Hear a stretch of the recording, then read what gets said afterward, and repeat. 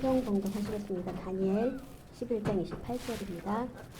북방 왕은 많은 재물을 가지고 본국으로 돌아가리니 그는 마음으로 거룩한 언약을 거스르며 자기 마음대로 행하고 본토로 돌아갈 것이며 30절입니다. 이는 기띔의 배들이 이르러 그를 칠 것임이라.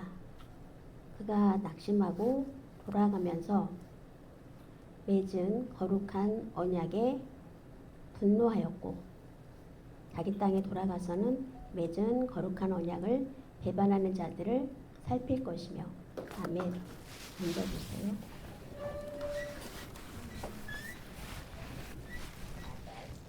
오늘 말씀의 제목은 용맹을 떨치라 제목으로 함께 은혜 나누기 원합니다. 예, 1, 2로 나눠서 모르겠어요. 1, 2, 3, 4까지 갈 수도 있는데요. 말씀을 보면 예, 그것을 하나님 말씀은 보면 여러분들이 볼 때 무슨 말인지 몰라 그냥 지나가면 제 입장에서는 마음이 편하지가 않아요. 그래서 알아듣고 그것을 이해할 때 그냥 모르고 지나가면 설교할 이유가 없어요. 그죠? 그렇기 때문에 1, 2, 3, 4 하면서 조금씩 이해할 수 있지 않을까. 그래서 오늘 말씀을 보면 묵시예요. 묵시로 숨겨져 있는 말씀이지만 그 깊이는 또 의미가 있기 때문에 간단하게 말하기가 어려워요. 그래서 여러분들 함께 이 말씀으로 은혜 나누기 원합니다. 북방왕 많은 재물을 가지고 본국으로 돌아간다. 그런 마음으로 거룩한 언약을 거스르며. 그러니까 그래서 그 내용인데요. 그때는 누구였냐 하면 다니엘 시대예요. 그 상황이 하나님 말씀을 읽어보면 그 상황이 필요해요. 다니엘 때는 메대와 바벨론 또 페르시아 메대 그 다음에 바사 그 다음에 또 바사 왕 때 바사 나라 그때 다른 나라에 이제 잡혀갔을 때 페르시아가 굉장히 강국이었잖아요.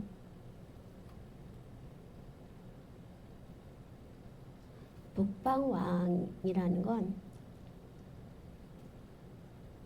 바사왕, 페르시아 왕, 북방이라는 건 남방, 북방 하면 좀 애매해요. 잘 알아듣기가 힘들죠. 어렵죠. 그래서 어제 찬양 대회가 있었잖아요. 그래서 밤에 와서 얼마나 고심을 했는지 몰라요. 이거 어떻게 할까 쉽지 않다. 이 내용이 북방하면 도대체 뭐지? 이 말 뜻을 굉장히 어려웠어요. 그래서 이제 막 찾아보고 했는데요. 다니엘 때 바사 시대에 바사, 그러니까 다니엘의 그 일은 그 높은 자리에 있었어요. 왕을 모시는 자리. 같이 이제 국무위원으로 일을 하는 그런 위치였고요. 여러분 지금도 이제 농아인분들 협회 일을 하잖아요. 농아인 협회 일도 하고 지회장도 하고 그래서 교회와 그 관계를 맺고 이제 저는 이제 교회 목사고 여러분들 성도들 중에는 집사도 있고 이제 지부장도 있고 그래요. 근데 이제 소속이 있잖아요. 각각. 근데 다른 성도들에게 저 목사는 너무 안 좋다 이렇게 말을 하면 어떻게 되죠? 그럼 듣는 입장은 또 어때요? 기분이 안 좋잖아요. 그래서 이제 협회장들도 똑같아요. 같이 일하는 입장에서 협회장을 욕하면 상장이 안 좋죠. 또 사장 입장에서 직원이 욕을 하면 월급을 주는데 기분이 상당히 안 좋아요. 그런 상황이에요. 근데 이제 페르시아 때 하나님이 말씀하신 예언이 있어요. 앞으로 이루어질 일에 대해서 말씀하신 거예요. 400년 후의 일. 근데 이제 하나님이 명령하시면 어때요? 기록해야 되잖아요. 불순종할 수는 없어요. 근데 이제 그 나라가 망할 것이다라는 예언을 써야 되는 입장에선 상당히 난감하죠. 그래서 북방이라고 썼던 것 같아요. 어느 나라다 이렇게 기록을 안 하고 그 나라가 이제 곧 망할 때가 온다. 멸망할 것이다. 근데 그 나라를 표기하면 당장 처형될 수가 있는 위기가 있어요. 그렇기 때문에 일부러 아마 북방왕이라고 얘기를 했던 것 같아요. 북방왕은 많은 재물을 가지고 온다. 그 예언의 내용을 보면 1, 2년 후에가 아니라 알렉산더 대왕 아시죠? 굉장히 큰 대왕이었어요. 지금 바벨론이 이제 강국이었다가 메대, 그 다음에 바사, 그 다음에 페르시아, 그 다음에 그리스, 그 다음에 로마 제국이 들어서죠. 근데 지금은 다니엘이 기도할 때 받은 예언이 알렉산더 다음에 그 왕이 있는데 앞으로 심판을 받을 것이다.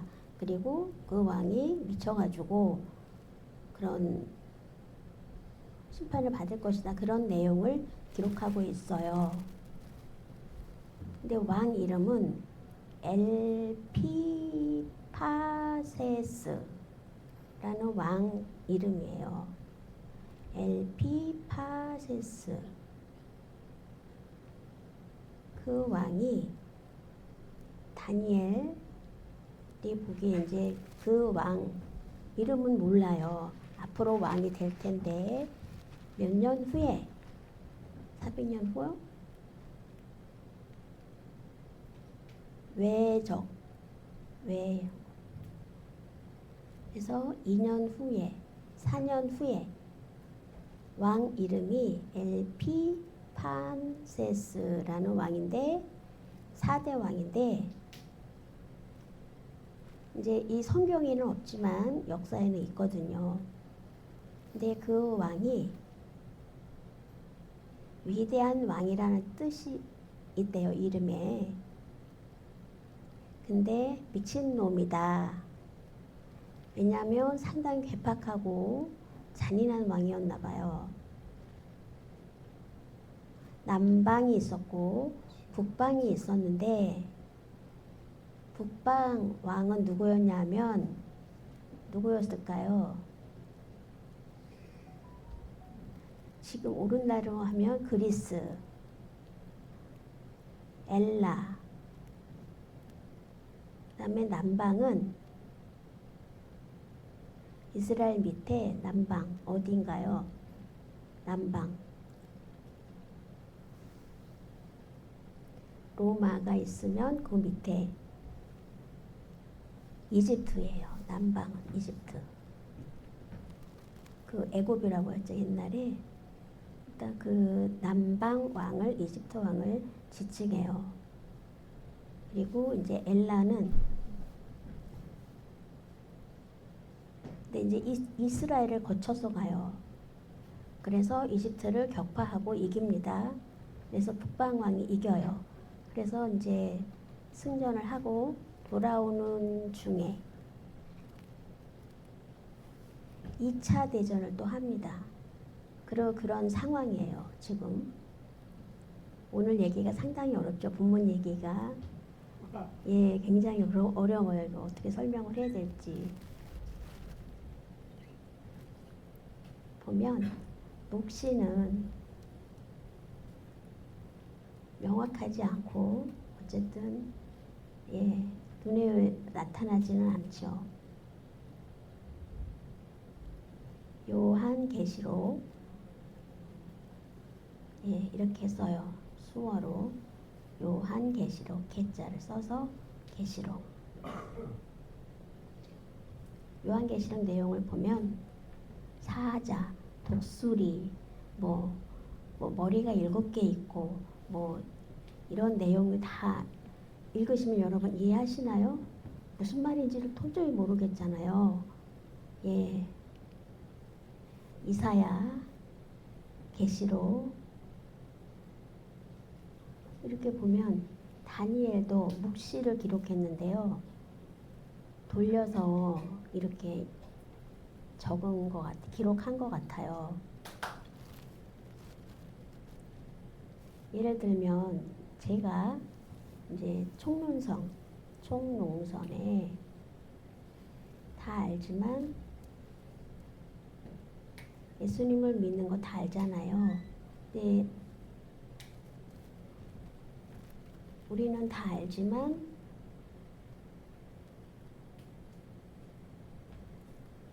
이제 저를 이런 모션으로 제가 유명하잖아요. 아, 이렇게 쓰면 아, 그 목사님이구나 하고 떠올려요. 제가 이런 모션을 잘 쓰니까. 이거 이렇게 모션하는 건 곧 아, 그 목사님이다. 알죠. 또 군인 옷을 입으면 로마 군인 빨간 옷?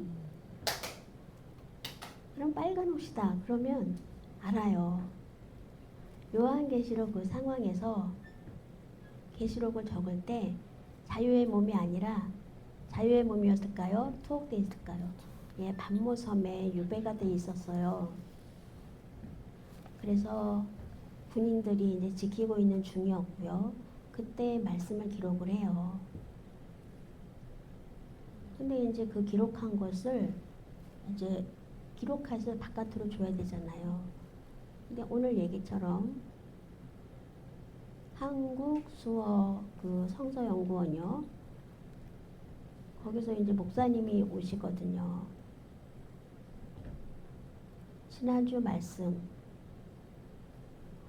지난주에 그 목사님 말씀하신 내용이랑 맞아요. 근데 그때 제가 깨달은 게 있어요. 뜻은 모르고 앞으로 어떻게 될지도 모르고 공부를 해보니까 아, 이해가 되는 거예요.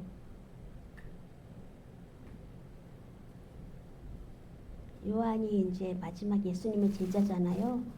그래서 그 요한계시록을 작성을 해요. 그리고 그걸 이제 그냥 주는 게 아니라 검수를 하죠. 전에 대학생들이 많이 이제 데모를 했잖아요. 근데 잡아다가 투옥을 시킵니다. 그리고 그 목사님도 한번 이제 투옥이 돼서 편지를 적는데 군인들이 받아서 그냥 주는 게 아니라 검수를 하거나 가족에게 쓰는 편지라도 내용을 확인을 해요. 그런데 앞으로 어떤 계획, 우리가 언제 이렇게 집회를 하자 그런 내용이 있으면 바로 폐기 처분됩니다.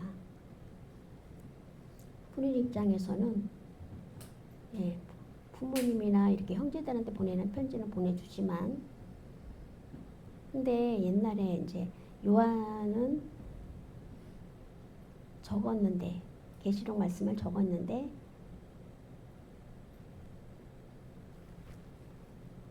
위험이 있다 뭐 그런 내용을 적었다면 독수리가 어쩌고 뭐 사자가 어떻고 뭐 별이 어떻고 촛대가 어떻고 군들이 보는 검수했을 때 무슨 내용인지 하나도 모르겠는 거예요. 그래서 그것이 이제 전해지게 된 거죠. 바깥으로 나가서. 만약에 그 상황에 대해서 문제, 이제 요한이 본 내용을 적은 거잖아요. 근데 이제 제가 제 이름을 안 대더라도 제 모션을 보면 저를 지칭하는 것처럼 하나님 말씀 풀어서 쉽게 썼다면 알겠지만 지금 우리가 이거를 그냥 액면 그대로 보면 이해하기가 어렵죠. 그래서 묵시는 숨겨진 책이라고 해요. 근데 이제 3일 전에 목사님이 말씀해 주신 이 본문을 통해서 말씀을 해 주셨는데 너무 이해가 되더라고요.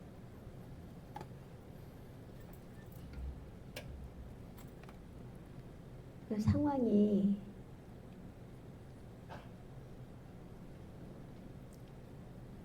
다니엘이 썼을 때도 돌려서 썼어요. 누가 봐도 무슨 말인지 모르게. 다니엘이 그 상황에 정말 안 좋은 상황이었지만 나라가 없는 포로로 잡혀있는, 그래서 그 나라에서 국무위원으로 일을 했지만 그때 이제 묵시를 기록하죠.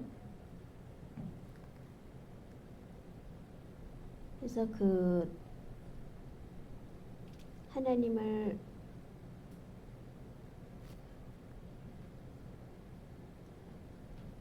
이스라엘 사람들이 만약에 여러분 일본 우리가 36년 동안 일본이 계속 해방이 없었다면 우리는 어땠을까요? 계속 개혁을 위해서 독립운동 투쟁했을 거다. 손 들어보세요. 저는 아마 못했을 것 같아요. 쉽지 않아요. 예. 오랫동안 이스라엘의 그 많은 사람들이 그리스 문화를 그대로 받아들였죠. 그리고 애국. 그리스를 근데 개혁을 하거나 독립을 위해서 힘쓰지 않았어요. 그래서 다니엘이 앞으로 일어날 일을 알려줍니다. 앞으로 그 강대국이지만 망할 거다. 그리스도 망할 거다. 그래서 정신을 차려라.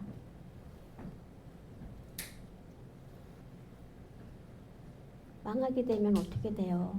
다니엘이 그걸 힘써서 기록을 했는데 환난이 오고 고통이 오고 그렇게 어려움을 당하지만 결국에는 그 나라가 망할 거고 그 다음에는 로마 제국이 들어섭니다. 그때도 물론 이제 식민을 받잖아요.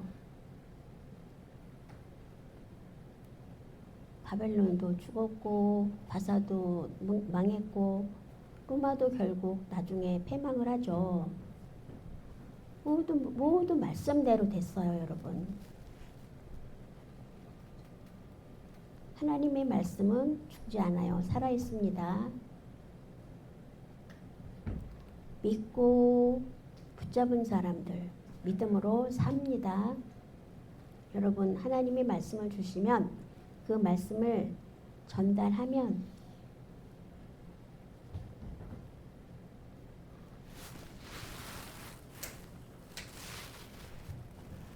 믿는 거 너무 힘들다. 영적으로 죽으면 어떻게 돼요? 배는 부른데 영적으로 죽으면 부자라도 속이 허하면 예수님이 안에 없으면 붙잡는 게 없으면 다릅니다, 여러분. 알아도 너무 힘들다. 그래도 나를 쳐서 정말로 끈기 있게 믿으면 저도 여러분하고 똑같아요. 믿음으로 깨어 있어야 합니다. 그렇지 않으면 예수님이 오실 때 어떻게 해요? 바로 설 수 있어요? 언제 오시나? 안 오시나 보다 할 때 오십니다, 여러분. 그대로 죽는다고 해도 하나님 앞에 반드시 서요. 믿음이 떨어지고 그런 상황이 있어도 여러분 그걸 본받지 마시기 바랍니다.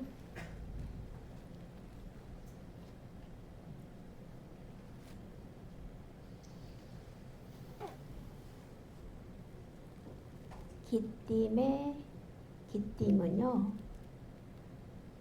아무리 찾아봤는데요, 로마를 말하더라고. 로마의 배, 기띔이 로마 배를 말하더라고요. 예, 헬라에서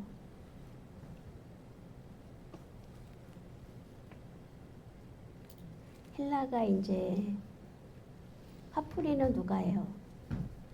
이스라엘 사람들을 상대로 화풀이하죠. 부부싸움 했을 때, 예, 누구한테 화풀이를 하죠?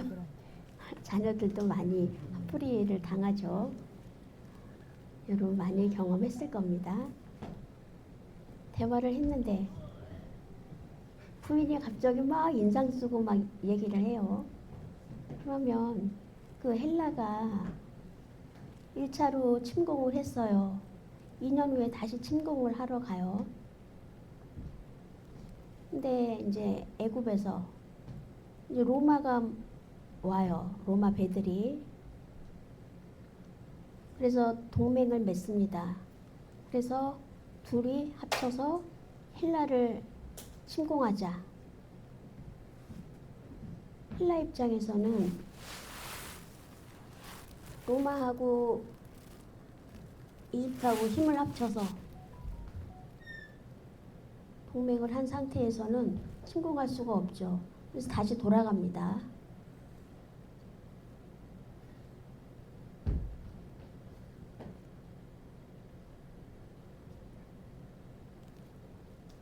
그래서 하나님을 버리고 우상을 버리고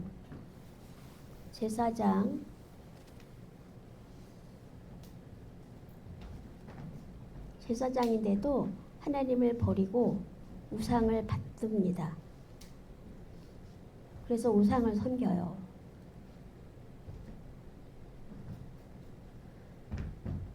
그래서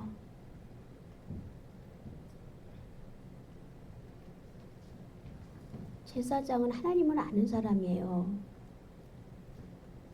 그런데도 하나님을 버립니다. 저주가 됐어요. 하나님을 버리면.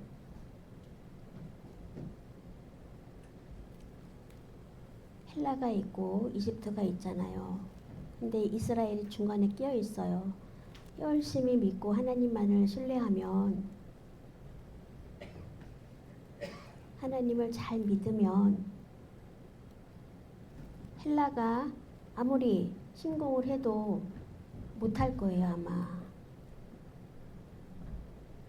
그런데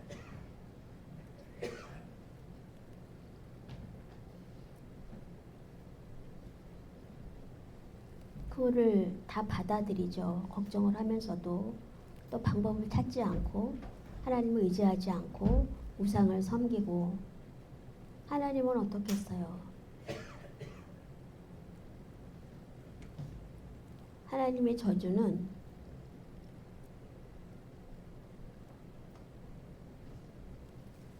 헬라를 통해서 움직입니다. 헬라가 결국 이스라엘을 침공하죠. 보통 믿는 사람 가끔 징계를 받죠.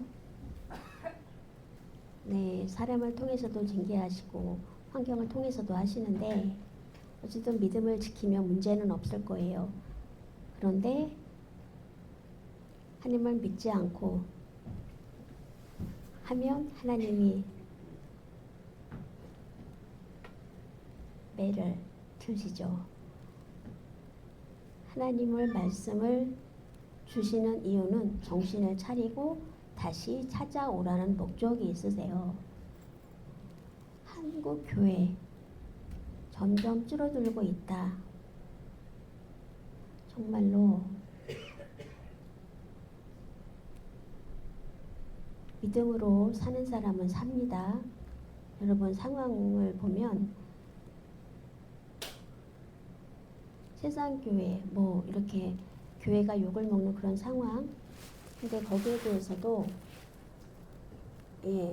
기도하고 하나님만 믿으면 하나님이 방법으로 인도하세요. 정신을 차리고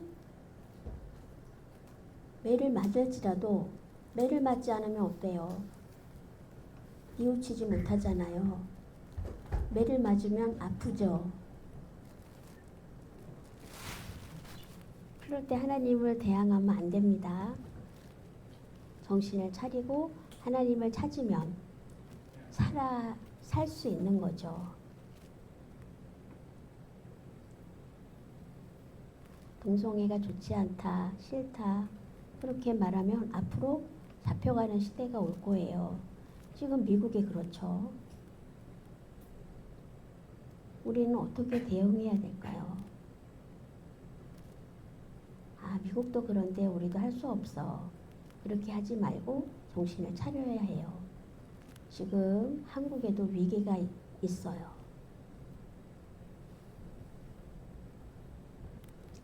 교회 다니면 손해다. 안 다니는 게 낫다. 그러면 안 되냐, 여러분? 믿음의 다음 세대를 위해서 그런 말 하지 마시고, 내가 수고하지만 다음 세대는 어떻게 돼요? 부모가 막 고생하면서도 자식을 고생하면서 키우잖아요, 여러분.